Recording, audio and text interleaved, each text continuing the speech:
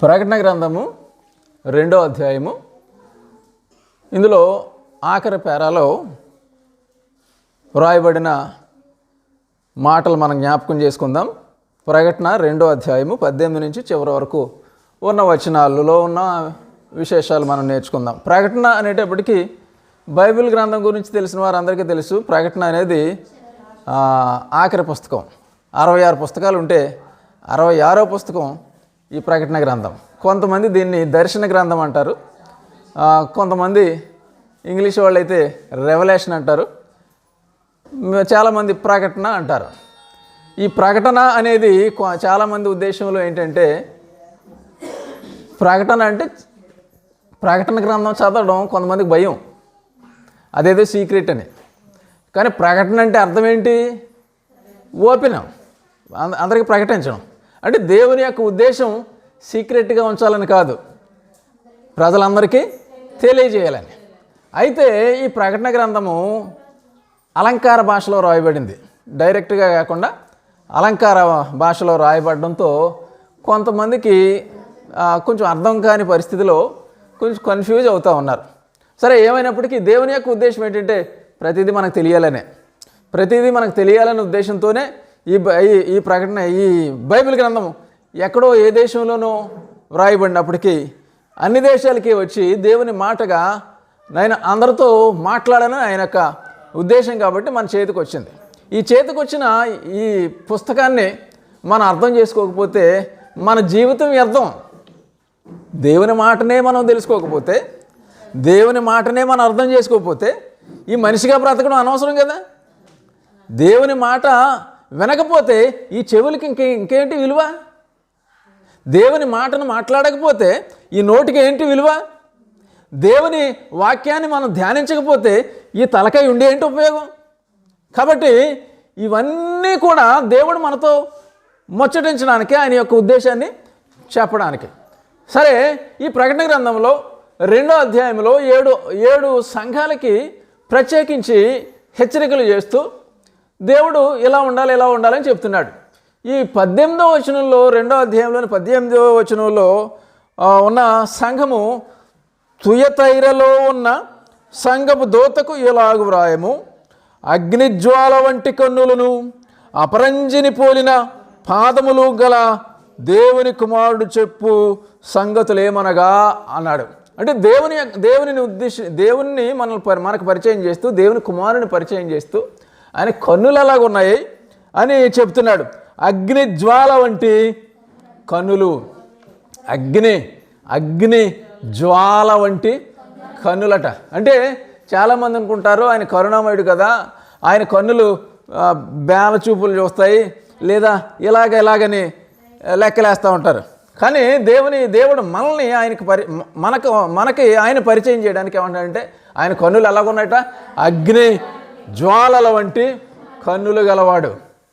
యేసుక్రీస్తు దేవుని కుమారుడు, పరలోకంలో ఉన్నవాడు ఎలా ఉన్నాడంటే అగ్ని జ్వాలల వంటి కన్నులు, అపరంజిని పోలిన పాదములను గల దేవుని కుమారుడు చెప్పు సంగతులేమనగా.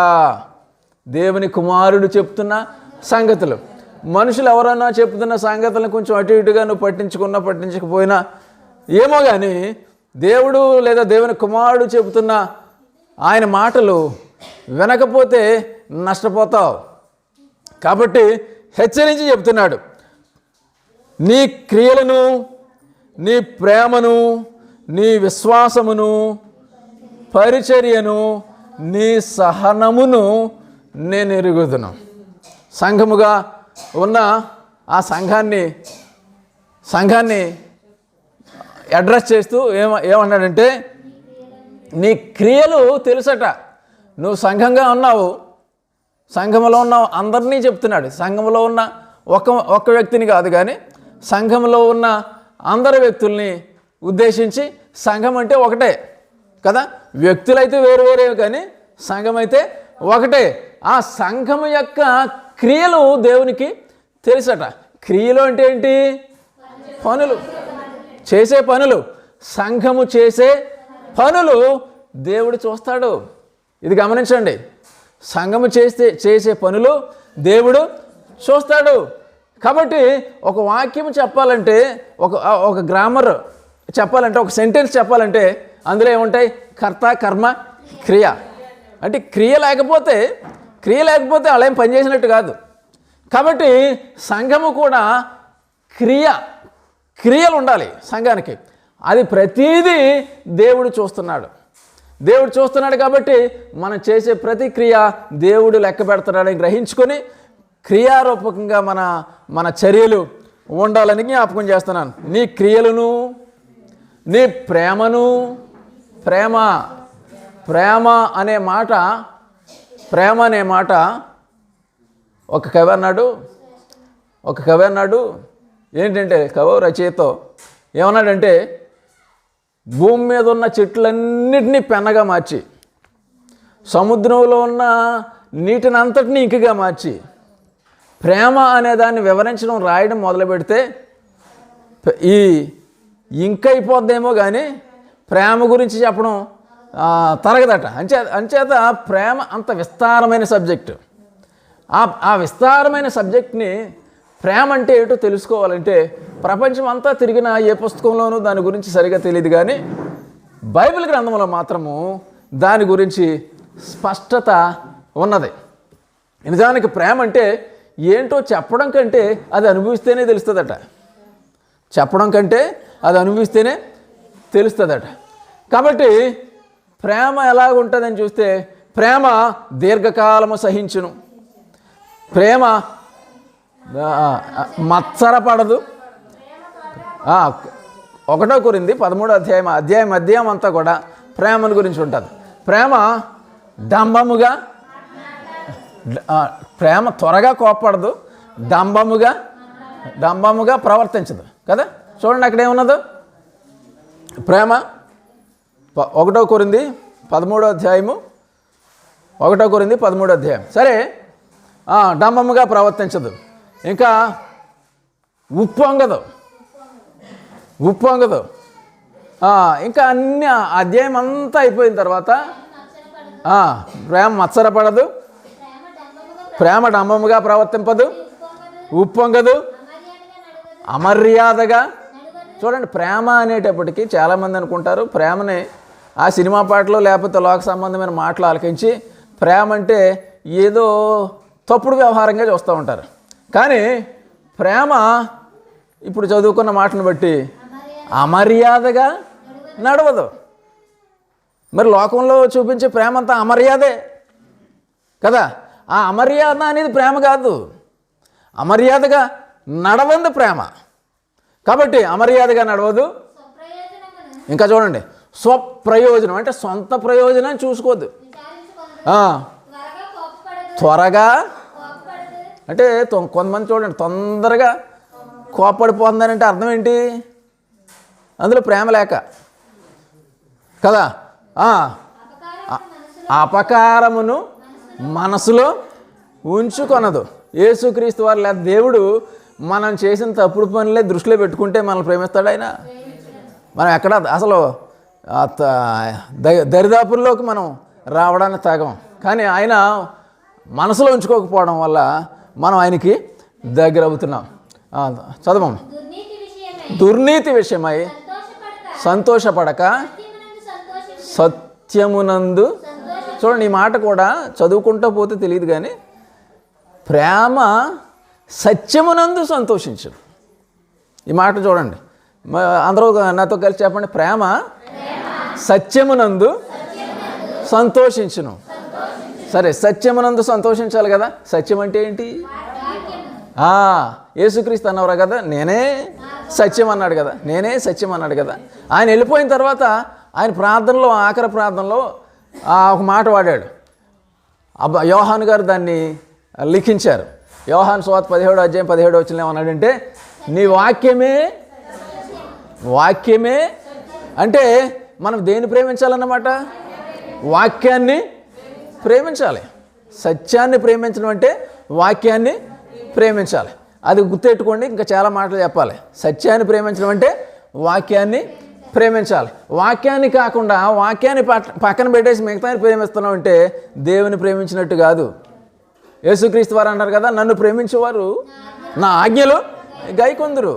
ఆయన మాటలు గైకొనేవాళ్ళు ఆయన ప్రేమించేవాళ్ళు అవుతారు. కానీ ఆయన మాటలను పక్కన పెట్టేసి ఏవేవో చేసేవాళ్ళు ఆయన ప్రేమించేవాళ్ళు కాదు, ఆయన మనుషులు కూడా అవరు. చదవండి అమ్మక. అన్నిటికీ తాళుకొనును, అన్నిటినీ నమ్మును, అన్నిటినీ నిరీక్షించును, అన్నిటినీ ఓర్చును. ప్రేమ చూడండి, ఇది కూడా చూడండి.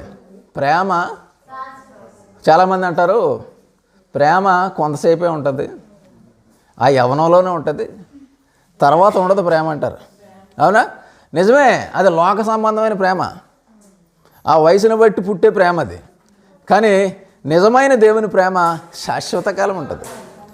ఇంకా ఆ అధ్యాయం చివరిలో చెప్తున్నాడు కదా, ఏమనంటే విశ్వాసము, నిరీక్షణ, ప్రేమ, ఈ మూడింట్లో నిలిచినది ప్రేమ, శ్రేష్టమైనది ప్రేమయే. విశ్వాసం మంచిదే, నిరీక్షణ మంచిదే, కానీ అన్నిటికంటే నిలిచేది ఏంటంటే ప్రేమ, శ్రేష్టమైనది ప్రేమ. సరే, ఈ మాటలు ఎందుకు చెప్తున్నానంటే తుయతైర పట్టణంలో ఉన్న క్రీస్తు సంఘానికి దర్శనంలో ఉన్న యోహాను దర్శనంలో చూసిన విషయాన్ని రాస్తూ ఆ తుయతైర పట్టణాన్ని హెచ్చరిస్తున్నాడు. ఏమనంటే నీ క్రియలు నాకు తెలుసు, నీ ప్రేమ నాకు తెలుసు, నీ విశ్వాసము నాకు తెలుసు, నీ పరిచర్య అంటే పనే, కానీ క్రియలు కూడా పనే అన్నాం కదా. పరిచర్య అంటే తగ్గించుకొని చేసే నీ సహనము. దేవుడు చెప్పుకో అంటే ఈయన ఎవరిని కూడా ఏమనలేదు, కానీ ఈయన ఎలాగున్నాడంటే ఆయన చూడడానికి వదకు తేబడిన గొర్రె పిల్లలా ఉన్నాడంట. నిజంగా మనం కానీ అలాగే ఎదటోళ్ళు తిడుతుంటే మనం ఊరుకొని ఉంటే చాలామంది ఏమంటారు, ఏంటిది అలా చేతగానట్టు అలాగున్నావు అని మనల్ని రకరకాలుగా రెచ్చగొట్టే ప్రయత్నం చేస్తారు.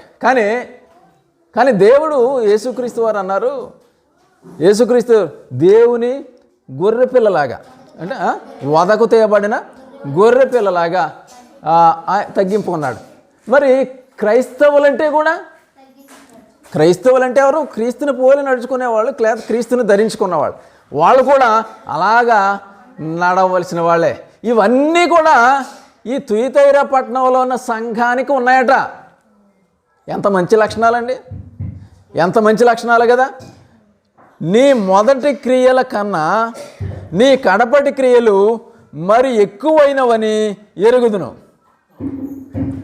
నీ మొదటి క్రియల కన్నా కడపటి క్రియలు ఎక్కువగా ఉన్నాయని నేను ఎరుగుదును. అంటే మొదట్లో సరిగా పనిచేయకపోయినా క్రమక్రమంగా ఇవన్నీ మనం చదువుకున్నాం కదా. ఈ సంఘం ఏమైందంటే చివరికి వచ్చేటప్పటికి చాలా మంచి పనులు చేసిందట, మంచి సంఘంగా గుర్తింపు పొందింది. ఇక్కడ వరకు బాగానే ఉంది. ఇక్కడున్న మాట మనం చూస్తే, అయినను నీ మీద తప్పు ఒకటి నేను మోపవలసి ఉన్నది. అయినా ఇన్ని మంచి పనులు ఉన్నా సరే, అయినా సరే నీ మీద ఒక తప్పు మోపవలసి ఉన్నది. ఏమనగా తాను ప్రవక్తినని చెప్పుకొనుచున్న యెజబెలు స్త్రీని నీ ఉండనిచ్చుచున్నావు. ఇప్పటివరకు చేసిన పనులన్నీ ఒక ఎత్తు అయితే ఒక తప్పు మోపుతున్నారు సంఘం మీద. దేవుడే ఏమని మోపుతున్నాడంటే యెజబెలు అనే స్త్రీని నీవు ఉండనిచ్చుచున్నావు అన్నారు. పోయిన వారం కొంత మాట్లాడుకున్నాం ఈ స్త్రీని గురించి. బైబిల్ అంతట్లోనూ, బైబిల్ ఆ చివరి నుంచి ఈ చివరి వరకు, ఆదికాండం 1వ అధ్యాయం 1వ అక్షరం నుంచి ప్రకటన గ్రంథం 22వ అధ్యాయం ఆఖరి అక్షరం వరకు ఉన్న స్త్రీలని చూస్తే, మంచోళ్ళు చెడ్డోళ్ళని చూస్తే, చెడ్డవాళ్ళను లిస్ట్ రాస్తే అన్నిటికంటే ఫస్ట్ మార్క్ ఎవరికి వస్తుందంటే చెడ్డోళ్ళలో యెజబెలుకి వస్తుందట. ఈ యెజబెలు చెడ్డది. ఎందుకు చెడ్డది? ఇప్పుడు రోమీలకు రాసిన పత్రికలు అంటారు అందరూ పాపం చేశారు అంటున్నారు. కానీ ఆ పాపం చేసిన వాళ్ళందరికంటే కూడా ఘోరమైన స్త్రీ ఎవరంటే యెజబెలు. ఎవరు యెజబేలు అని మనం చూసినప్పుడు ఈ యెజబేలు ఒక రాణి, ఒక రాజుకు భార్య. ఆ రాజుకు భార్యగా ఉన్న స్త్రీ చెడ్డదెలగవుతుంది. ఊరందరూ కూడా అమ్మగారు మంచివాళ్ళు అంటారు కదా. కానీ దేవుడు ఈ అమ్మగారిని మంచివాళ్ళు అంటలేదు. వాక్య ప్రకారం చూస్తే చెడ్డగా చెప్తున్నారు. అంతేకాకుండా ఆమె ఏమవుతుందట, ప్రవక్తిని అని చెప్పుకుంటుందట. మగవాళ్ళని ప్రవక్త అంటారు, ఆడవాళ్ళని ప్రవక్తి అంటారు. ప్రవక్త అంటే దేవుని యొక్క మాటల్ని, దేవుడు ఏర్పాటు చేసుకున్న ప్రజలకి దేవుని మాటలు భవిష్యత్తులో ఎలా జరుగుతుంది, మీరు ఎలాగా దేవుడు ఎలాగ అంటున్నాడు, మీరు ఎలాగ మాట్లాడండి అని చెప్పేవాడు ప్రవక్త అవుతాడు. అంచేత పోయిన వారం ఏలియా గురించి మాట్లాడుకున్నాం. ఆ ఏలియా జీవించిన కాలంలోనే ఈవిడ జీవించి ఉన్నది. ఈమె ప్రవక్తనని చెప్పుకుందంట. ప్రవక్త ఏలియా అయితే ఈవిడేమో ప్రవక్తి అని చెప్పుకుందట. ఏంటి ఈవిడ చేసిన పని ఏంటి, ఈవిడ చరిత్ర ఏంటి అని మనం చూసినట్లయితే జాగ్రత్తగా పరిశీలించండి. పెండ్లి కాకముందు తండ్రి చెప్పినట్టు వినేది. ఈమె యొక్క తండ్రి బయలుదేవత పూజారిగా ఉండేవాడట. బయలుదేవతకు ప్రవక్తగా ఉండేవాడట. బయలుదేవత అంటే ఎవరు అంటే అన్య ఆచారంలో యూద కట్టుబాటు ఉంది. ఏంటి కట్టుబాటు అంటే పైన ఆకాశం అందే కానీ, కింద భూమి అందే కానీ, భూమి కింద ఉన్న నీళ్ళ అందే కానీ ఏ రూపమును చేసుకునకూడదు, దానికి సాగిలపడకూడదు, మొక్కకూడదు. ఆ మొదటి ఆజ్ఞతో మొదలుపెట్టి 10 ఆజ్ఞలు ఇశ్రాయేలుకి ఇచ్చాడు. ఆ ప్రకారమే వాళ్ళు జీవనాన్ని కొనసాగించాలి. పొద్దుట లేచింది మొదలు పడుకునే వరకు కూడా ఆ ఆజ్ఞలు పాటించి తీరాలి. అలాంటి కుటుంబాలు దేవుడు ఏర్పాటు చేసుకుని మోషే ద్వారా వారికి ధర్మశాస్త్రాన్ని ఇస్తే వారు క్రమంగా ఎదుగుతూ 12 మంది ఉన్నవాళ్ళు, వాళ్ళ సంతానం 70 మంది అయ్యారు. ఆ 70 మంది లక్షలు పెరిగారు. వారు అబ్రహాముకు చేసిన వాగ్దానాన్ని బట్టి, ఇస్సాకు చేసిన వాగ్దానాన్ని బట్టి, యాకోబుకు చేసిన వాగ్దానాన్ని బట్టి వారు తిండికి కరువై ఐగుప్తు దేశం వెళ్ళిపోయారు. ఐగుప్తు దేశంలో వారున్న పరిస్థితిలో వారు గొర్రెలు కాచుకోవడానికి అక్కడ వెళ్ళి వారికి భూములు సంపాదించుకున్నారు. కానీ ఆ యోసేపు వీరినందరినీ అక్కడ తీసుకెళ్ళడానికి కారకుడైన వారి సహోదరుడైన యోసేపు గతించిపోయిన తర్వాత వేరొక రాజు వచ్చి వీళ్ళని బానిసలుగా మార్చేశాడు. బానిసలుగా మార్చేసిన తర్వాత కూలి పనులు లేకుండా, సరైన వేతనం లేకుండా, గడవని పరిస్థితిలో వీళ్ళ జీవితము 400 సంవత్సరాలు అలా కొనసాగిపోయిందండి. 1 సంవత్సరం కాదు, 2 సంవత్సరాలు కాదు, 400 సంవత్సరాలు. 400 సంవత్సరాలు గడిచిపోయి చివరికి వచ్చేటప్పటికి అప్పుడు తెలిసింది దేవుని యొక్క గొప్పతనం. వీళ్ళకి దేవుని యొక్క గొప్పతనం తెలిసి అప్పుడు మొరపెట్టారట. గమనించండి, మనకు కష్టాలు, కన్నీళ్ళు, బాధలు, ఇరుకులు, ఇబ్బందులు వచ్చినప్పుడు ఏం చేయాలంటే మనం లోకంలో అటు ఇటు పరిగెడుతుంటాం రకరకాలుగా. కానీ ఎవరికి మొరపెట్టాలి, ఎవరికి విన్నవించుకోవాలి, ఎవరికి నీ కష్టాలు చెప్పుకోవాలంటే దేవునికి చెప్పుకోవాలి. దేవునికి చెప్పుకుంటే ఆయన దానికి సమాధానం ఇస్తాడు. వాళ్ళను వాళ్ళు విడిపించుకోలేకపోతున్నారు. సంవత్సరాలు గడిచిపోతున్నాయి. పేదరికం ఇంకా పేదరికంలోకి వెళ్ళిపోతుంది. పేదరికం అంటే పేదరికమే పెద్ద జబ్బు అండి. పేదరికమే పెద్ద జబ్బు. ఎంచేదంటే పేదరికంలో ఉంటే తిండి సరిగా ఉండదు. తిండి సరిగా ఉండకపోతే శరీరానికి సరైన పోషక విలువలు అందవు. పోషక విలువలు అందకపోతే శరీరం బలహీనం అయిపోద్ది. రోజుకి బలహీనం అయిపోయేవాడు ఆయుష్ తగ్గిపోద్ది. ఆ పెద్దవాడు ఆయుష్ తగ్గిపోతే కుర్రవాళ్ళ ఆయుష్ కూడా క్రమక్రమంగా తగ్గిపోద్ది. మరి అటువంటిప్పుడు పేదరికాన్ని గురించి చెప్తూ చాలామంది అన్నారు, పేదరికము ఉండడం కూడా మంచిదంట. ఎంచేతంటే అన్నీ నేర్చుకుంటాడు. అడ్జస్ట్మెంట్ ఎలాగో తెలుస్తుంది, దుబారా తెలియదు. అన్నీ జాగ్రత్తగా చూసుకుంటారు. సరే, పేదరికం జబ్బు అన్నాను కదా. ఈ జబ్బు కొంతకాలం కొనసాగితే తర్వాత తరాల వాళ్ళు కూడా ఇబ్బంది పడుతూ ఉంటారు. ఏం చేద్దంటే పేదరికంగా ఉన్నవాళ్ళు చూడండి, పేదలుగా ఉన్నవాళ్ళు స్కూల్కి వెళ్ళినా కుదరదు. స్కూల్కి ఒకవేళ జాయిన్ అయినా రోజు వెళ్ళడానికి కుదరదు. ఒకరోజు వెళ్ళకపోతే ఆ రోజు పాఠాలు మళ్ళీ చదవడం కుదరదు. కాబట్టి ఏమవుతారంటే వీళ్ళు చదువు పూర్తి చేయకుండా ఏదో పనిలో వెనకబడిపోయి వారి జీవితం అలాగే వెనక్కి వెళ్ళిపోద్ది. మోషే పుట్టే వరకు కూడా వాళ్ళ బానిసలుగా ఉండిపోయారు. దేవుని మొరపెట్టినప్పుడు దేవుడు కల్పించుకొని మోషే పుట్టించి మోషేని రకరకాలుగా ట్రైనింగ్ ఇచ్చి అతని ఆధ్వర్యంలో ఈ ఇశ్రాయేలీలందరూ లక్షల మందిని బయటికి నడిపించారు. ఆ నడిపించే క్రమంలో దేవుడు వీళ్ళందరికీ దేవుడే టీచర్గా ఉండి చెప్పాడు పాఠాలు. అది మోషే ద్వారా అప్పగించాడు. మోషే ఇదిగో పైన ఆకాశం అందే. ఆ మాట ఎందుకు చెప్పవలసి వచ్చిందంటే దేవుడు ఆ ఐగుప్తు దేశంలో అన్ని దేవుళ్ళే, అన్ని దేవతలే.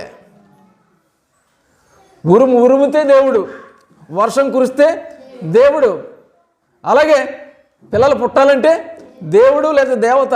ఇలాంటి సంస్కృతిలో వాళ్ళు పెరిగారు. వాళ్ళ నుంచి విడిపించి దేవుడు క్రమక్రమంగా బుద్ధి చెప్పి నడిపిస్తూ ఉంటే సుణుకున్నారు. అదే అయిపోయింది మొత్తం మీద. వీళ్ళందరూ మధ్యలో రాజు కావాలని రాజుని ఏర్పాటు చేశాడు. రాజులు కూడా సరిగానే ఉండని పక్షంలో రకరకాలుగా నడిపించి వాళ్ళని తనకు అనుకూలంగా మార్చుకుంటున్న సందర్భంలో చివరికి యేసుక్రీస్తే భూమికి దిగొచ్చి ఆయన ఎలా ఉంటాడో ఆయన మాటలేంటో భూమి మీద ఉన్న మనుషులకి చెప్పాడు. భూమి మీద ఉన్న మనుషులకి చెప్పిన తర్వాత ఆయన శ్రేష్టముగా, అన్నిటికంటే శ్రేష్టంగా ఏమంటున్నాడంటే సర్వమును ఆయన పాదముల కింద ఉంచి ఆ సంఘమును శరీరమునకు ఆయనను శిరస్సుగా నియమించాను. ఈ మాటలు గమనించండి. యేసుక్రీస్తు భూమి మీదకి వచ్చి చెప్పిన శ్రేష్టమైన మాటలు ఏంటంటే పరలోకము సమీపించి ఉన్నది అన్నాడు కదా. ఆ పరలోకమే సంఘము, ఆ పరలోకమే ఆయన శరీరము. ఆ శరీరం కాబట్టి దాన్ని అర్థం చేసుకోవాలనే ఉద్దేశంతో దేవుడు రకరకాలుగా ఉపమానాలు చెప్పాడు, రకరకాల రాతలు రాయించాడు. ఈ బైబిల్ మన వరకు రప్పించాడు. ఇప్పుడు మనం చదువుకుంటున్నాం కదా, ఈ ప్రకటన గ్రంథము 2వ అధ్యాయంలో తుయతైరైన పట్టణంలో ఉన్న సంఘానికి రాస్తూ నీ సంగతులన్నీ నాకు తెలుసు, కానీ ఒక ప్రవక్త కాకపోయినా నేను ప్రవక్తనే చెప్పుకున్నా యెజబెల్ అనే స్త్రీని నువ్వు ఉండనిచ్చుచున్నావు. ఎక్కడా? సంఘంలో. యెజబెల్ అంటే సాతానుకు ప్రతినిధిగా ఉన్న స్త్రీని ఏం చేస్తున్నారంటే సంఘంలో ఉండనిచ్చుచున్నావు అంటారు. ఈ మాట అనగానే అనుకుంటారు ఎవరబ్బా సంఘంలో ఎవరున్నారు, మన సంఘంలో ఎవరున్నారని తలంపు వస్తుంది. మన సంఘము, నీ సంఘము, నా సంఘం అని నేను మాట్లాడట్లేదు. కానీ భూమి మీద ఉన్న సమస్త సంఘాలలో యెజబెలు చొచ్చుకుని విజృంభించి సంఘాన్ని పాడు చేస్తుందంట. ఎవరిని పాడు చేసినా లేకపోతే ఎవరు ఏం చేసినా సైతానికి ఏమీ నష్టం లేదు, కానీ సంఘం బలపడితే మాత్రం సైతానికి నష్టం. ఏం చేద్దంటే సంఘం అంతా కలెక్టివ్గా క్రియలు చేస్తూ సహనం కలిగి దేవుని పని చేసినప్పుడు సైతానికి చోటు ఉండదు కదా.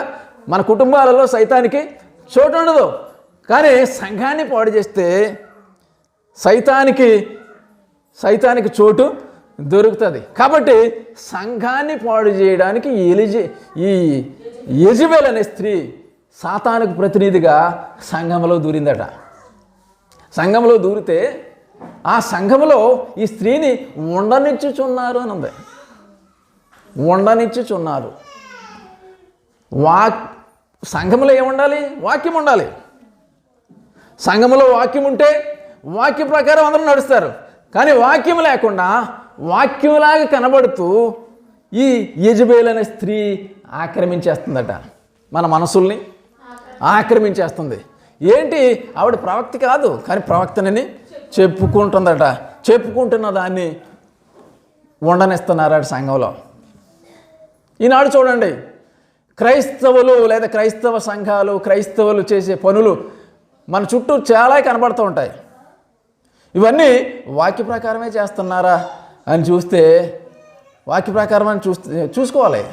ఇప్పుడు బెరయలోని క్రైస్తవులు బోధకులు చెబుతూ ఉంటే అలాగున్నావో వారు గనులై ఉన్నందున అలా ఉన్నావో లేదో అని పరిశోధించు వచ్చిరి.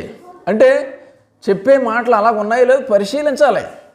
అలా పరిశీలించకపోతే జ్ఞానవంతుడికి జ్ఞానహీనుడికి తేడా ఉంది. కాబట్టి ప్రత్యేకంగా వారు గనులై ఉన్నందున అలా ఉన్నావో లేవో పరిశోధించు వచ్చిరి. మనం కూడా ఎక్కడ ఎవరు ఏం చెప్పినా వాక్యం ప్రకారం ఉన్నాయా లేదా అని పరిశోధించాలట. పరిశోధించకపోతే నువ్వు తప్పిపోయే అవకాశం ఉన్నది.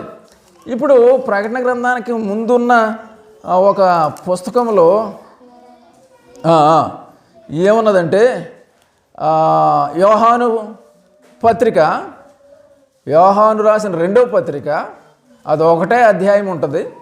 ఒక అధ్యాయంలోనే 10వ వచనం మనం చూసినట్లయితే, ఎవడైనను ఈ బోధను చూడండి. బోధ అనేది దేవుని బోధ, కానీ బోధ కాకుండా ఇంకా మిగతా బోధలు ఉన్నాయట.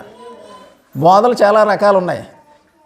ఈ సత్యమైన బోధ లేదా క్రీస్తు సంఘంలో చెప్పబడే బోధ కాకుండా వేరే బోధ పట్టుకొని మీ దగ్గరికి ఎవడో వచ్చాడు.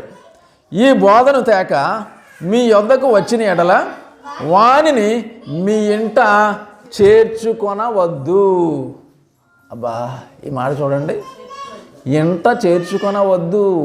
అయ్యో, బోధ చెప్పనకు వచ్చారు కదండి పలానా అయ్యగారు, కాబట్టి ఆ అయ్యగారికి మనం బట్టలు పెడదాం, లేకపోతే మనం భోజనం పెడదాం, లేకపోతే ఆయన కష్టసుఖాలు అనేది మనం చూద్దాం అని అనుకోవడంలో తప్పులేదు. కానీ ఆయన చెప్పే బోధ అవునో కాదో, అది కరెక్టో కాదో పరిశీలించాలట. ఎవరిని పడితే వాళ్ళని చేర్చుకోవద్దు.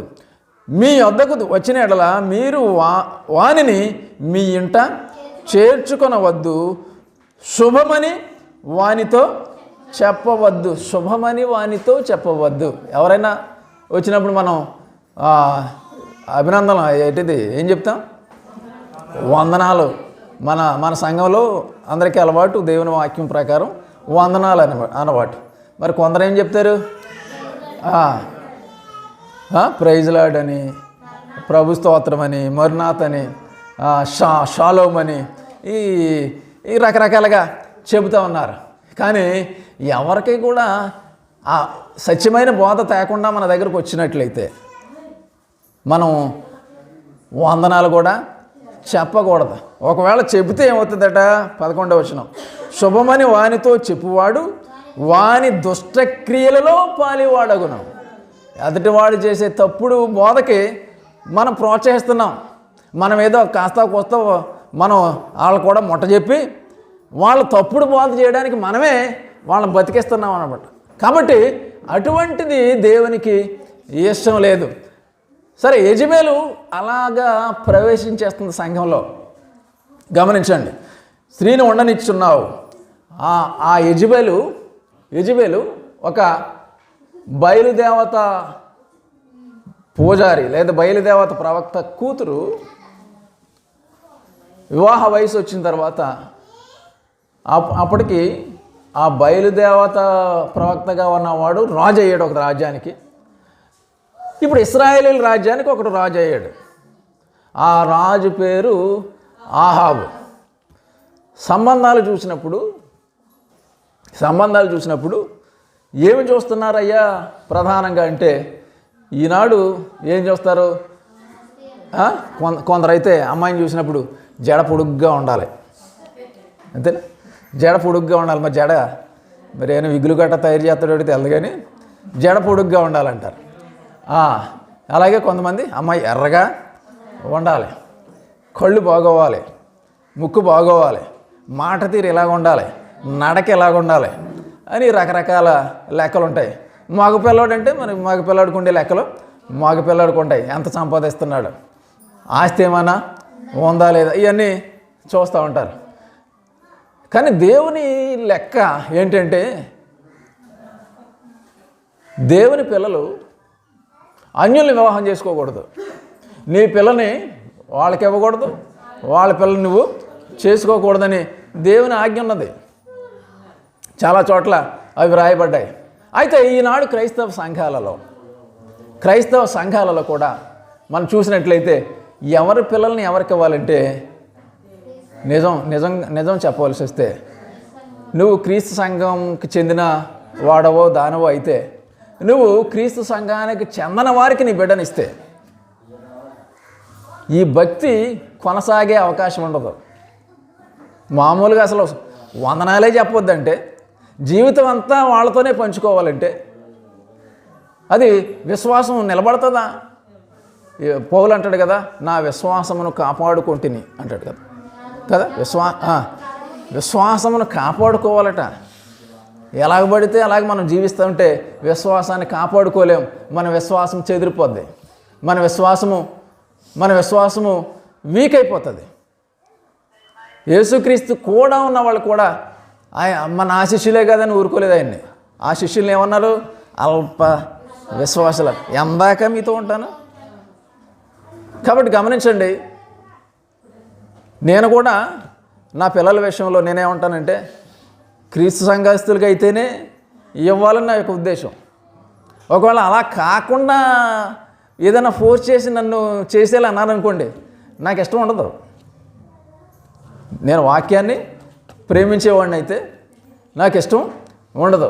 అయ్యో ఇంతమంది ఎలాగన్నారు కదా ఒప్పేసుకోవాలంటే యేసుక్రీస్తు వారు కూడా పిలాతు ముందుకు వెళ్ళినప్పుడు ఆయన పక్షంగా ఎంతమంది ఉన్నారు? అవసరమైతే నీకోసం నా ప్రాణమన్నా ఇచ్చేస్తానన్న పేతురేమో తెల్లారకుండానే అబద్ధం ఆడేశాడు కదా.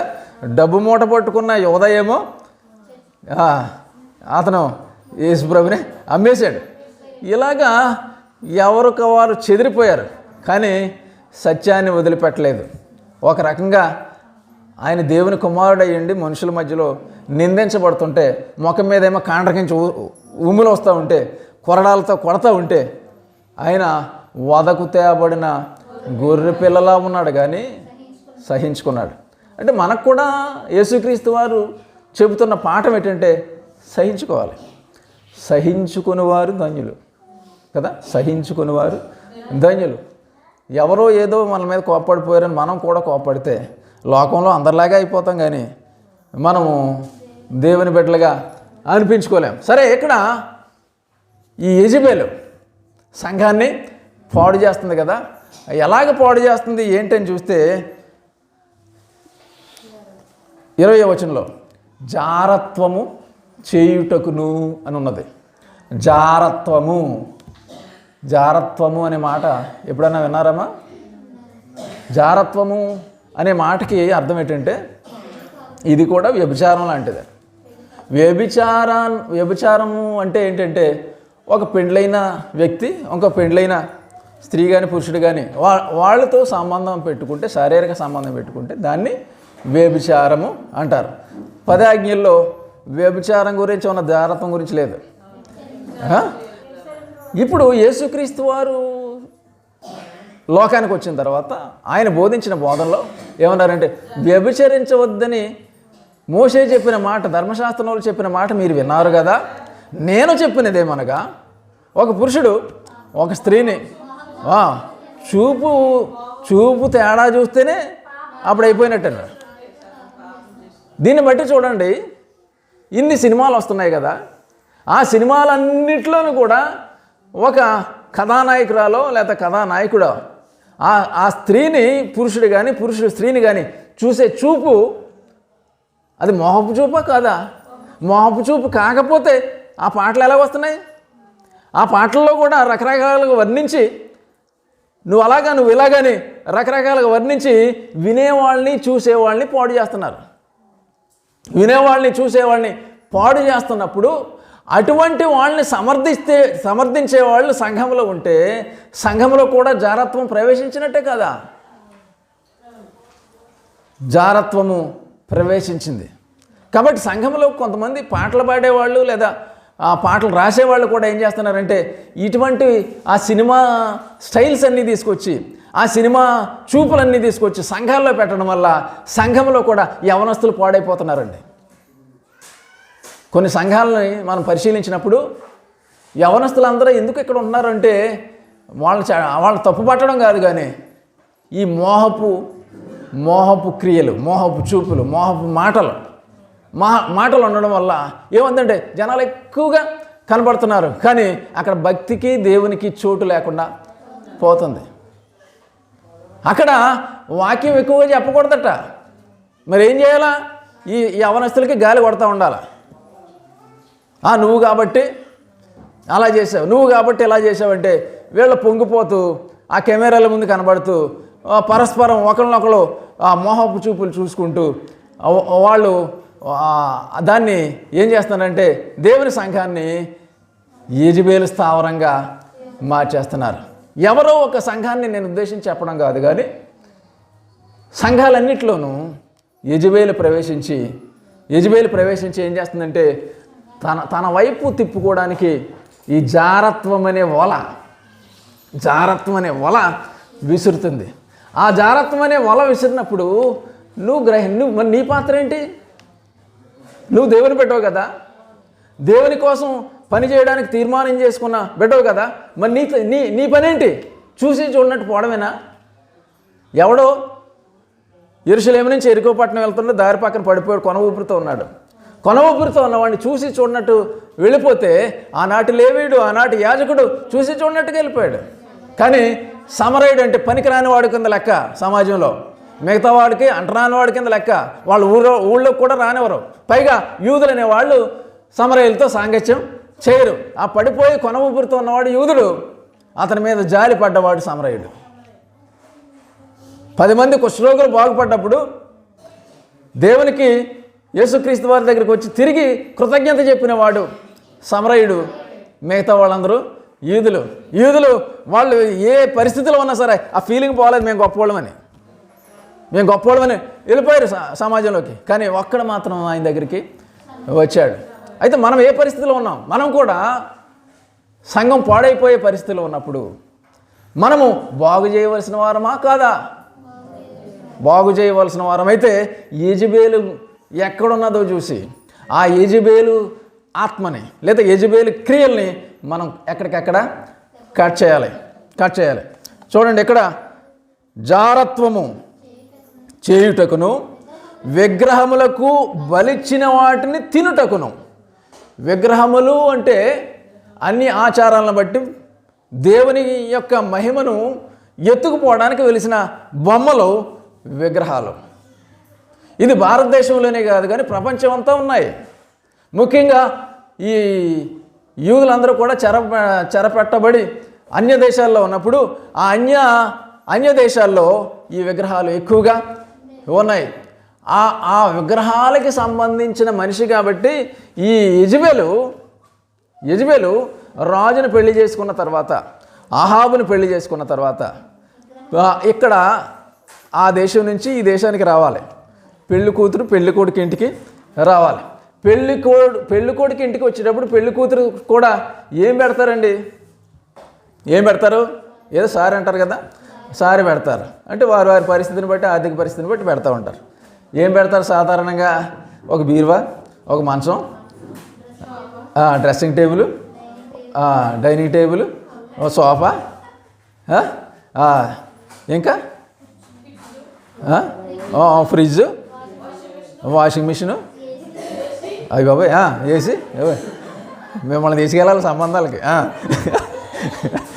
ఇవన్నీ పెడతా ఉంటారు జనరల్గా. అంటే వాళ్ళు కలిగిన వాళ్ళు అయితే, అవి ఇవ్వగలిగిన వాళ్ళు అయితే. ఒకవేళ వాళ్ళతో పాటు పక్క వాళ్ళతో పాటు పోటీ పడాలంటే అప్పులు చేసినా పెడతా ఉంటారు. ఈ అప్పులు తీర్చడానికి జీవితం అంతా సరిపోద్ది. ఈ మధ్యలో మళ్ళీ పురుళ్ళు పుణ్యాలు పోయాలంటే ఇంక అయిపోయింది, జీవితం అంతా అప్పులు తీర్చుకోవడమే. సరే, మధ్యతరగతి వాళ్ళు, పేదవాళ్ళు ఈ విధంగా ఉంటాయి. కొంతకాలం క్రితం ఏమైందంటే అమ్మగారి ఇంటికి వచ్చేటప్పుడు, అత్తవారి ఇంటికి వచ్చేటప్పుడు 50, 100 కొబ్బరికాయ కావుళ్ళు, అటు 2 కాయలు ఇటు 2 కాయలే, ఇన్ని కావుళ్ళు వచ్చాయని లెక్క ఉండేది ఊళ్ళో. పైగా ఇంకేంటంటే ఇతర సామాన్లు, బల్ల మీద సామాను, దానికోసం ఒక బల్ల ఉండేది. మళ్ళీ అవి వాడడం ఉండదు, ఏముండదు. సంవత్సరానికి ఒకసారి తోమడమే. ఇదే పని. కొందరైతే దాన్ని ఏం చేసేవారంటే కొంచెం తాకట్టు పెట్టుకుని పని చేసి ఓ 10 రూపాయలకు 20 రూపాయలకు అలా అంతే, అంతకంటే ఏం కాదు. ఇలాగా ఉండేది. కానీ ఇవన్నీ చెప్పడం నా ఉద్దేశం కాదు. కానీ ఈ యెజబేలు ఉంది కదా, ఈ యెజబేలు పెళ్ళి అయిన తర్వాత రాజు ఇంటికి రావడానికి వాళ్ళ రాజ్యంలో ఏమైతే ధనధాన్యాలు లేకపోతే వస్తు వాహనాలు ఇవన్నీ తెచ్చుకోవచ్చు. కానీ ఏం తెచ్చుకుందంట ఆవిడ? అది ఏం తెచ్చుకుందంటే ఆవిడ ఆ దేశంలో ఉన్న దేవతా విగ్రహాలు తనతో పాటు తెచ్చుకుందట. దేవతా విగ్రహాలు తెచ్చుకుంటే తప్ప అనిపించవచ్చు. కానీ దేవతా విగ్రహాలు ఎందుకు తేవడం అంటే ఈవిడ అదే పని. వాళ్ళ నాన్నగారు దాంట్లో పెరిగింది, ఆ భక్తిలో పెరిగింది, ఆ భక్తి అనుసరించేది. పైగా ఆ దేవతలు చేసే పనులు ఏంటంటే కొన్ని దేవతలు పని ఏంటంటే వ్యభిచారం చేయడమే పని. కొంతమందికి పేర్లు పెడుతుంటారు. జోగమ్మ ఎవరో తెలుసా?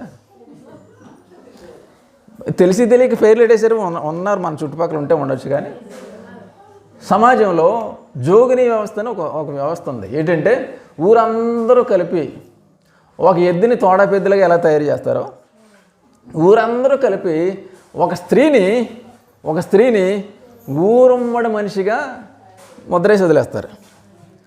అంటే ఊళ్ళో వాడు ఎవడైనా ఆమెతో కులకొచ్చు. అది తప్పు కాదు. తండ్రి అయినా, కొడుకైనా, మనవడైనా వీళ్ళు ఎవడైనా కులకొచ్చు. ఆ మనిషికి పెట్టే పేరేంటంటే జోగమ్మ, జోగిని వ్యవస్థ. ఇప్పటికీ కూడా తెలంగాణ ప్రాంతంలో ఉన్నది. దాని నుంచి బయటపడాలని ప్రయత్నం చేస్తున్నారు. కొంతమంది వస్తున్నారు, కొంతమంది అలాగే జీవితాలు కొనసాగిస్తున్నారు. ఊరమ్మడి తీర్థాలు గట్ట ఉంటే వాళ్ళ పని ఏంటంటే అందులో డ్యాన్సులు వేయడం ఇలాగా ఉంటుందన్నమాట.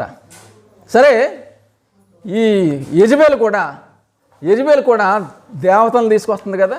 ఆ దేవతలు దేనికి నిదర్శనం అంటే వ్యభిచారం చేయడానికి నిదర్శనమే కదా. వాళ్ళ పని అది, దేవతల పని అది. మనకి కూడా తెలుసు. రంభ, ఊర్వశి, మేనక వీళ్ళు చేసే పని ఏంటంటే ఎవడన్నా తపస్సు చేసుకుంటుంటే వెళ్ళి డ్యాన్స్ చేసి ఆ తపస్సును చెడగొట్టి వాడి దృష్టి దేవుడి మీద కాకుండా దాని మీద తన మీద మళ్ళించుకోవాలి. తన మీద మళ్ళించుకొని వాడితో కలిసి పిల్లలు పుట్టడం, వాడు ఎవడో మళ్ళీ వదిలేసి మళ్ళీ పోవడం. ఇటువంటి దేవతలు వాళ్ళైతే నర్తకీమణులు అన్నారు. దేవతలు ఇప్పుడు తెచ్చుకుంది కదా ఈవిడ. అటువంటి దేవతలను తీసుకొస్తే ఈవిడ క్యారెక్టర్ కూడా అదే. ఇంతకీ వచ్చింది ఎక్కడికి? దేవుడు ఏర్పాటు చేసుకున్న మనుషులకి, దేవుడు ఏర్పాటు చేసుకున్న ఇశ్రాయేలీలకి రాజుగా ఉన్న ఆహాబు ఇంటికి వచ్చింది. ఆహాబు పరిశుద్ధులందరికీ పరిశుద్ధుడిగా ఉండాలి. కానీ పరిశుద్ధులందరికీ పరిశుద్ధుడిగా ఉండవలసిన వాడు ఒక స్త్రీ విషయంలో ఆ స్త్రీ ఎవరు? అన్యురాలు కాబట్టి పెళ్లి చేసుకున్నాడు. తండ్రి పెళ్లి చేశాడు. వచ్చిన తర్వాత మొత్తం సీన్ మారిపోయింది కదా. ఈ దేశంలో అయితే ధర్మశాస్త్రానికి 10 ఆజ్ఞలకి విలువ ఇవ్వాలి. ఇప్పుడు ధర్మశాస్త్రం లేదు, 10 ఆజ్ఞలు లేవు. ఆ దేవతలను తీసుకొచ్చి ఉంది. ఆ దేవతలే కాదు కానీ బయలుదేవత ఉంది కదా, తీసుకొచ్చిన దేవతలో బయలుదేవత ఒక దేవత. ఆ దేవతకి ఈవిడ సంపూర్ణ భక్తురాలు. పైగా ఇప్పుడు ఏమని చెప్తుందంటే ప్రవక్తిని అంటుంది.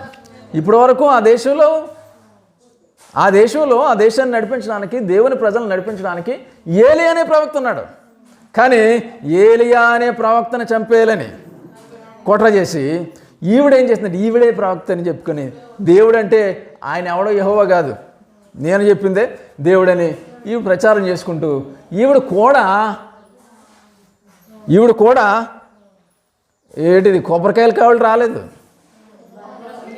విగ్రహాలు వచ్చాయి. ఇంకా వచ్చాయంటే విగ్రహాలకి సంబంధించిన పూజలు చేయడానికి ఆ అబద్ధ ప్రవక్తల్ని, ఆ బయలు ప్రవక్తల్ని 450 మంది తీసుకొచ్చిందంట. ఇంకొక దేవతకు సంబంధించి అక్కజల్లులు అంట, దేవతలు అక్కజల్లులు అంట. మనం కూడా అప్పుడప్పుడే వింటూ ఉంటాం, అక్కడెక్కడ తీర్థం జరుగుతుంటుంది. అలాగా ఈ అక్కజల్లులు అంటే వీళ్ళు ఇంకా నయం, వీళ్ళైతే ఎవరితోనూ దెబ్బలాడారు, వీళ్ళైతే వ్యభిచారానికి ప్రతినిధులు. కాబట్టి అటువంటి వాళ్ళు పైగా ఏంటంటే వాళ్ళ తీర్థాల్లో, వాళ్ళ సంబరాల్లో ఏంటంటే ఇష్టం వచ్చినట్టుగా పోవచ్చు. కొన్ని తీర్థాలను చూసినప్పుడు, ఆ సముద్ర స్నానాలకి అక్కడికి వెళ్ళినప్పుడు ఎందుకు వెళ్తారంటే రాసుకోనేకేనంట. మగవాళ్ళే కాదండి, చాలామంది అనుకుంటారు మగవాళ్ళే ఈ పని చేస్తున్నారు అనుకుంటారు, కానీ ఆడవాళ్ళు. ఏం చేతంటే ఆ దేవత పేరు చెప్పి, ఆ పొన్నాడ తీర్థమో లేదా ఏదో తీర్థంకి ఆ పేరు చెప్పి మొత్తం మీద పిల్లలు పుట్టినోళ్ళు పిల్లలు పుడతారంటే ఇది జరిగి అంతాను. మొన్న ఒక పండగ వెళ్ళిపోయింది. ఒక గుళ్ళోకి వెళ్ళి ఆ మగ విగ్రహాన్ని కౌగిలించి పట్టుకుంటే పిల్లలు పుడతారని అక్కడ ప్రచారం చేస్తున్నారు. మరి అలాగైతే ఇంక దేవుడు ఎందుకు, ఈ వైద్యులు ఎందుకు, ఇదంతా ఎందుకు? కానీ అలాగ ఆలోచించే మనుషులు లేరు.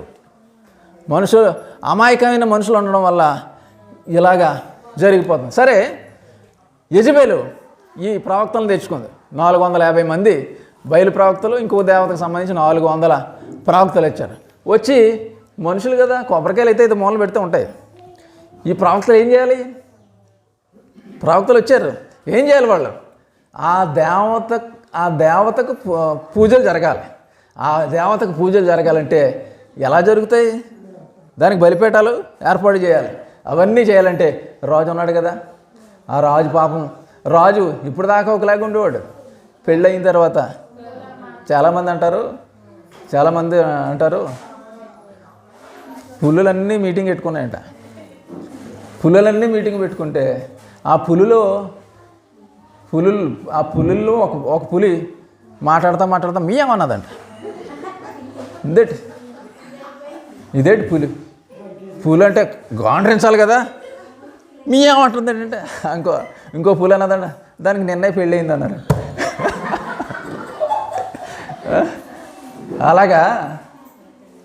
అలాగా ఈ ఆహాబ్ అనేవాడు కూడా పులిలాగా ఉండవలసిన వాడు పిల్లిలాగా అయిపోయాడు. పిల్లిలాగా అయిపోవడం ఏంటంటే పిల్లిలాగా రూపం మారడం కాదు. అంటే ఈవిడేమో మహా అందగత్తట. ఎవరో ఎందుకో కానీ తెలుసు ఏంటంటే అన్య స్త్రీలు కొంచెం అందంగా ఉంటారు, కానీ దేవుని భక్తిలో ఉన్నవాళ్ళు అందాన్ని పట్టించుకోరు. వీళ్ళకి మైండ్ ఏమవుతుందంటే అందం మోసకరం, సౌందర్యం వ్యర్థం. కానీ అన్య స్త్రీలు బయటికి వెళ్ళినప్పుడు వాళ్ళ ఉద్దేశం ఏంటంటే బయట వాళ్ళ చూపు వీళ్ళ మీద పడాలి. బయట వాళ్ళ చూపు వీళ్ళ మీద పడాలంటే దానికి తగ్గట్టుగా అవుతూ ఉంటారు. దాన్నే వ్యాపారం చేసుకునే రకరకాల సెంటర్లో పెట్టి వ్యాపారం కొనసాగిస్తున్నారు. యెజబెలు ఆ ఆహాబుని తన గుప్పిట్లో పెట్టుకొని, ఆహాబుని రాజు అయినా సరే రాజుని ఒక పనికిమాలోడి కింద మార్చేసింది. పురుషుడు, బైబిల్ చెప్తున్న మాట ఏంటంటే పురుషుడు శిరస్సు ఎవరికి? అవునా? పురుషుడికి భార్య శిరస్సు అయితే ఆ శిరస్సుని ఎక్కడ పెట్టాలి? మన బాడీకి పైన పెట్టాలి. పైన పెట్టకుండా అది తగ్గించి పెట్టారనుకోండి, ఆ బాడీకి అందం ఉండదు. అవునా? ఇప్పుడు ఈ తల ఇక్కడ ఉంటేనే అందం. ఈ తల తీసేసి సంకలో పెట్టుకున్నాను అనుకోండి, చాలామంది స్త్రీలు అంతే కదా, తమ పురుషుడిని శిరస్సుని సంకలో పెట్టుకొని ఉండాలిగా నేను మాట్లాడుతుంటా అంటే అర్థం ఏంటి? శిరస్సుని శిరస్సులాగా ఉంచడం కాదు. ఏం పట్టింది వాళ్ళకి? యెజబెలు బట్టి సంఘము శిరస్సుగా ఉండవలసిన, చూడండి క్రీస్తుని కూడా శిరస్సుగా నియమించాడు సంఘానికి. ఆ శిరస్సును తీసేసి క్రీస్తు అనే మాట నచ్చట్లేదు వాళ్ళకి. సంఘం ఏంటంటే, నీ సంఘం ఏదంటే ఏం చెప్తారు? ఇక్కడ వాళ్ళు చెప్తారు. ఇక్కడ వాళ్ళు కూడా కొంతమంది బయటికి వెళ్తే మాట మార్చేసి ఏమంటున్నారంటే మేము ఫలానా సంఘం అంటారు. ఈ మాట మార్చేస్తున్నారు. ఎందుకంటే అక్కడైతే పెద్ద బిల్డింగ్ ఉన్నది. కొన్ని సంఘాలకైతే హాస్పిటల్ ఉన్నాయి, కొంతమందికి బీఈడీ కాలేజీలు ఉన్నాయి, పెద్ద పెద్ద స్కూళ్ళు ఉన్నాయి. కాబట్టి ఆ స్కూల్లో సీట్ వస్తుంది, లేకపోతే అక్కడ చచ్చిపోతే సమాధిలో చోటు వస్తుంది. కానీ పరలోకంలో ఉండదు. సమాధిలో చోటు అందరికీ లోకం అంతటికి కూడా గొప్పగా కనబడతారు. కానీ దేవునికి కావాల్సింది ఇవన్నీ కాదు. లోకమునైనను లోకములో ఉన్న వాటినైనను ప్రేమించకూడదు. సంఘాన్ని పక్కన పెట్టేది, ఆయన సంఘాన్ని పక్కన పెట్టేసి ఆ క్రీస్తు అనే పేరు మార్చేసి ఎవరెవరి పేరులో పెడుతున్నారు. మన చుట్టుపక్కల చాలా పేర్లు ఉంటాయి. ఏమని ఉంటుంది? కొంతమంది బేతేలు సంఘం కదా, కొంతమంది పెనుయేలు సంఘం, కొంతమంది ఇంకేంటి బాప్టిస్ట్ సంఘం. అందులో కూడా మళ్ళీ తేడాలు వచ్చి కల్వరీ బాప్టిస్ట్ సంఘం, ఇంకా ఏంటంటే కెనేడియన్ బాప్టిస్ట్ సంఘం, ఇలాంటి పేర్లు పెడుతున్నారు.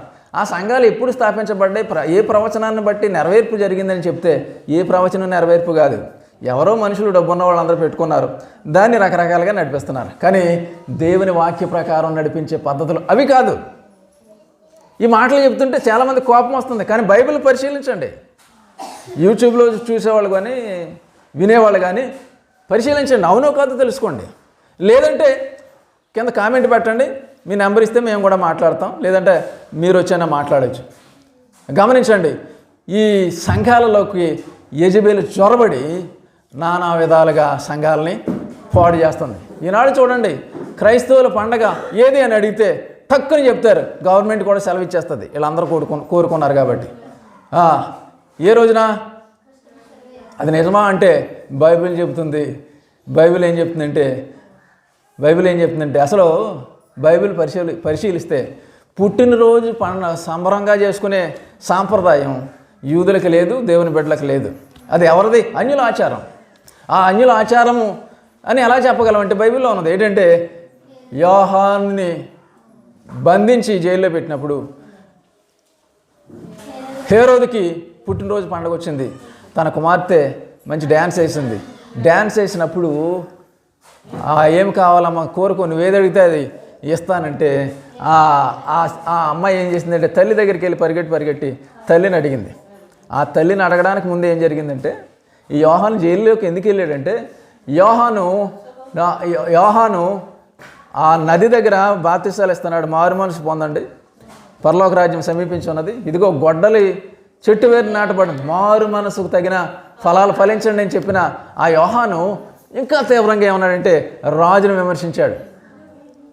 హేరోదు రాజ్య పరిపాలన చేస్తున్నాడు, హేరోదు నువ్వు చేస్తున్న తప్పు, నువ్వు మారు అని చెప్పాడు. ఏంటి మారడం అంటే, నీ తమ్ముడైన ఫిలిప్పు భార్యను నువ్వు ఉంచుకున్నావు, ఇది తప్పు అంటే ఇది ఉండి కొద్ది బయటకు పడిపోతుందని ఏం చేశాడంటే ఈ యోహాన్ని జైల్లో పెట్టించేశాడు. అయినా సరే ఇతను ప్రవక్త కాదని భయపడుతున్నాడు, అతను జోలికి వెళ్ళడం మంచిది కాదని భయపడుతున్నాడు, ఏదో టైం చూసి వదిలేద్దాం అనుకున్నాడు. కానీ ఇప్పుడు ఏమైందంటే, ఈ చిన్నపిల్ల డ్యాన్స్ వేసి తల్లిని అడిగితే ఆవిడేమన్నదంటే, యాపిల్ పళ్ళు కాదు అరటిపళ్ళు కాదు అడుగుతా, యోహాను అనే భక్తుడు జైల్లో ఉన్నాడు కదా, అతను తలకాయ కావాలన్నది. ఒక తినే ఉద్దేశం ఉంటే ఏ కోడి ఎప్పుడో, ఏ మేక ఎప్పుడో, ఏ దూపుడు గోరు తలకాయో అడగాలి. కానీ ఏ తలకాయ అడిగింది అంటే యోహానికి భయం ఉంది, పిల్లకైతే ఏమీ తెలియదు. కానీ ఆ హేరోదియా ఉంది కదా, ఫిలిప్పు భార్య హేరోదియా, ఆవిడ తలకాయలో మాత్రం అసలు తప్పు చేయడానికే పుట్టింది అన్నట్టు ఉంది ఆవిడ కదా. ఇలాంటి మనుషులు సంఘాలలో కూడా చొరబడి ఎవరిక్కడ యెజబెలు వారసులుగా ఉన్నారట. కాబట్టి సంఘము ఈ యెజబెల్ని బయటికి పంపించేయాలి. అంటే మనిషిని కాదు పంపించేది, అందులో ఉన్న ఆత్మని పంపించాలి. సరే, ఇక్కడ ఇంకా మనం చూద్దాం. జారత్వం చేయుటకును, విగ్రహములకు బలి ఇచ్చిన వాటిని తినుటకును అది నా దాసులకు బోధించుచు. చూడండి, మళ్ళీ బోధిస్తుందంట. మాట్లాడకుండా ఊరుకోవట్లేదు. కన్నులతోనే కాదు, మాటలతో కూడా మోసం. ఎవరిని? బోధించుచు. దాసులు ఎవరికి? దేవునికి దాసులు. దేవునికి దాసులను కూడా తన వైపు తిప్పేసుకొని బోధించుచు వారిని మోసపరుచుచున్నది. కానీ దేవుడు ఏం చేశాడట? మారు మనసు పొందుటకు నేను దానికి సమయం ఇచ్చి తిని, కానీ అది తన జారత్వం విడిచిపెట్టి మారు మనసు పొందనొల్లదు. మారు మనసు పొందదు. అది ఎంత చెప్పినా మారు మనసు పొందదు. ఇప్పుడు సంఘంలో చూడండి, సంఘాలలో ఇలాంటి దేవునికి వ్యతిరేకమైన పనులు జరుగుతున్నాయని చెప్తున్నాం. సంఘంలో చొరబడిపోయి దేశ సాంప్రదాయాలు చొరబడిపోయాయి. ఏంటంటే కొన్ని సంఘాల్లో ఒక ఆయన కుర్చీ ఉంటుంది. ఆ కుర్చీలో కూర్చుంటే అడ్డు ఉంటుంది, ఆ చెవిక దగ్గర కనం ఉంటుంది. పాపం చేసినోడు వెళ్ళి ఆయన దగ్గర చెప్పాలి. చెబితే ఈయన పాపాన్ని క్షమించేశాను అంటాడు. క్షమించేశానని ఒక సర్టిఫికెట్ తీసుకెళ్ళి ఆయనకి ఇచ్చేస్తాడు. పాపాన్ని క్షమించే అధికారం మనుషులకు ఉన్నదా? కానీ ఇలాంటి మాటలు చెప్తుంటే వాళ్ళకి నచ్చట్లేదు. అయ్యి బాబోయ్, అంత గొప్పోళ్ళని ఇలాగనేస్తారంటే వాక్యాన్ని బట్టి ఎవరినైనా అనొచ్చు. గొలియాతు బాగా పెద్దోడే, దావీదు చాలా చిన్నోడే. మరి పెద్దోడి జోలికి వెళ్ళకూడదా? సున్నత లేని ఫిలిష్తీయుడు ఎంతటి వాడు అని చిన్న రాయితో కొట్టేశాడు. మనం కూడా వాక్యముతో కొట్టాలి. సైతాన్ని యేసుక్రీస్తు వారు వాక్యంతోనే జయించారు. మనం కూడా వాక్యంతోనే జయించాలి. వాక్యం ఏంటో తెలియకపోతే మనం ఏం చేయలేం. మీరు లోకమునకు వెలుగు అన్నారు. వెలిగిన దీపాన్ని నువ్వు ఎవరికీ కనపడకుండా దీపం ఏంటిది కొంచెం కింద మంచం కింద పెడితే ప్రమాదం, కొంచెం కింద పెడితే ఆరిపోద్ది. లేదు, ఉప్పు సారం ఇవ్వాలి. ఉప్పు సారం ఇవ్వవలసిన ఆ ఉప్పుని సారం లేకపోతే ఎక్కడేస్తారు? ఎక్కడ దారిలో వేసేస్తారు, తొక్కేస్తారు. అందరికీ దారి చూపించవలసిన ఈ సారం నలుగురు తొక్కేస్తారు. అలా తొక్కకుండా ఉండాలంటే వాక్యము మనలో ఉండాలి. మారు మనసు పొందనేలదు. ఇదిగో నేను దానిని మంచం పట్టించి దానితో కూడా వ్యభిచరించి వారు వారి క్రియల విషయమై మారు మనసు పొందితేనే కానీ వారిని బహు శ్రమల పాలు చేతును. ప్రపంచవ్యాప్తంగా సంఘాలు భ్రష్టత్వానికి చోటిచ్చి, సంఘములో సత్యమైన ఆరాధనకి చోటు లేకుండా, సత్యమైన వాక్యానికి చోటు లేకుండా ఇష్టం వచ్చినట్టు ఉంటున్నారు. కాబట్టి దేవుడు కోపడుతున్నాడు. వీళ్ళందరినీ కూడా నాశనం చేసేస్తానని మాటలు వాడుతున్నాడు. ఆ నాశనం అయిపోయే వారి కోసమే ఏమున్నది? నరకం ఉన్నది. పరలోకం ఎవరికి? ఆయన మాట పాటించేవారికి. ఆయన మాట పాటించకుండా ఇష్టం వచ్చినట్టుగా సంఘాలలో చొరబడిపోయి సైతానికి ప్రతినిధులుగా వ్యవహరిస్తుంటే చూడండి. నిజానికి చూడండి, సంఘానికి ఇందాక దయాసారి గారు జ్ఞాపకం చేసి పెద్దలు ఉండాలి. పెద్దలు నడిపించాలి సంఘాన్ని. ఎవరికైనా సంఘంలో ఎవరైనా రోగంతో బాధపడుతుంటే వాళ్ళు వెళ్ళి నూనె రాసి ప్రార్థన చేయాలి. ఇది పద్ధతి దైవ వాక్యంలో. పెద్దలంటే ఎలాంటి వాళ్ళు అంటే తిమోతి పత్రికలోను తీతు పత్రికలోను వాక్యం ఉన్నది. ఆ లక్షణాలు ఉండాలి. అంతేగాని పెద్దవాడంటే ఎత్తుగా ఉన్నవాడు కాదు.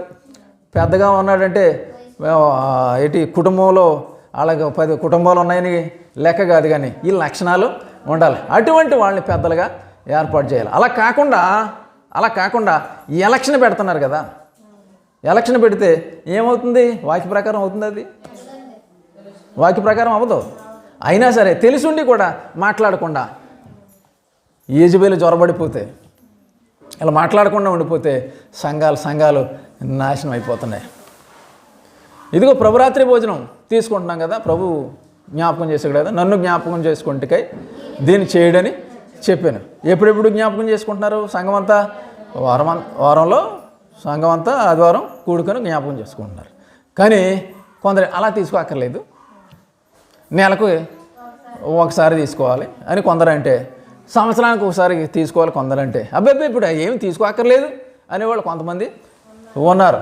మరి యెజబేలు కాదు వీళ్ళు, యెజబేలుకి ప్రతినిధులు. అంతేకాకుండా సంఘాలలో యువకుల్ని పాడు చేయడానికి రకరకాల కార్యక్రమాలు చేస్తూ ఉంటే యెజబేలు కాదా? కానీ వీళ్ళనందరినీ అంటున్నాడు కదా ఈ మత్తయి సువార్త 25వ అధ్యాయంలో, ఇదిగో లోకం పుట్టింది మొదలుకొని మీకోసం ఏర్పాటు చేసిన పరలోకాన్ని స్వతంత్రించుకోండి అన్నాడు కుడి చేతి పక్క వాళ్ళని. ఎడమ చేతి పక్క వాళ్ళని ఏమన్నాడు? మీ కొరకును సాతానుకి నరకం ఎవరి కోసం సృష్టించాడు దేవుడు? అపవాదికిని దాని అనుచరులకును. అపవాదికిని అంటే నీకు నాకు కాదు, నీకోసం నా కోసం సృష్టించలేదు. కానీ నువ్వు అపవాదిని వెంబడించేవాడు అయితే నీకు అక్కడికి నడిపిస్తాడు. అక్కడ నిత్య నరకం కదా, నిత్య నరకం, ఏడ్పు పండ్లు కొరుకుట. బాగా బాధలు వచ్చేసినప్పుడు పళ్ళు కొరికేస్తారంట మనుషులు. అంటే నిత్యము అక్కడ అదే పని ఉంటుంది. కాబట్టి గమనించండి, పళ్ళు అంటే పళ్ళు అని కాదు, ఇక్కడ పళ్ళు అన్నీ ఇక్కడే ఉంటాయి. ఇక్కడ పళ్ళు శరీరం అంతా ఇక్కడ ఆగిపోద్ది కదా. అంటే నీ బాధ తెలియడానికి అది చెప్తున్నాడు. నిత్యము నరకంలోకి వెళ్ళిపోతావు. కాబట్టి గమనించి యెజబేలుని దూరం చేయండి సంఘాలలోంచి. సంఘాలలోనే కాదు కానీ ఆయన నివాసం నీ హృదయంలో యెజబేలుకి స్థానము ఇవ్వకూడదు. ఆయన చెప్తున్నాడు వాక్యంలో, విగ్రహములు అంటే దేవునికి చెందవలసిన మహిమ మరెవరికో చెందితే అదే విగ్రహం. అది బొమ్మనే కాదు, ఏదైనా సరే. డబ్బునే నువ్వు ప్రేమిస్తావు అంటే అదే విగ్రహం. నాకంటే ఎవరిని ఎక్కువ ప్రేమించొద్దు అన్నాడు యేసుక్రీస్తు వారు కదా. ఆయన ఏమన్నారంటే, తల్లినైనను తండ్రినైనను భార్యనైనను కుమారులైనను కుమార్తెలైనను నాకంటే ఎక్కువగా ప్రేమించొద్దు అన్నాడు. ఒకవేళ దేవుని ప్రేమించడాన్ని బట్టి వాళ్ళు దూరం అయిపోతే అనేక మంది నీకు ఇంకా అనుగ్రహిస్తానన్నాడు. కాబట్టి గమనించండి, దేవుని మాటలు వినడానికి కటువుగా ఉంటాయి కానీ నిన్ను మంచి మార్గంలో నడిపిస్తాయి. ఇందులో చెప్పడానికి మొహమాటం ఏమీ లేదు. మొహమాటం పడి చెప్తే వాక్యంలాగా ఉండదు. కాబట్టి మన మధ్యలో ఉన్న యెజబేలుని దూరం చేసుకోవాలని విజ్ఞప్తి చేస్తూ ఇంతటితో ఈ మాటలు ముగిస్తూ ఉన్నారు. ప్రార్థించుకుందాం. దయగల తండ్రి, కృపగల నాయన, నీ ఘనామనికి వందనాలు.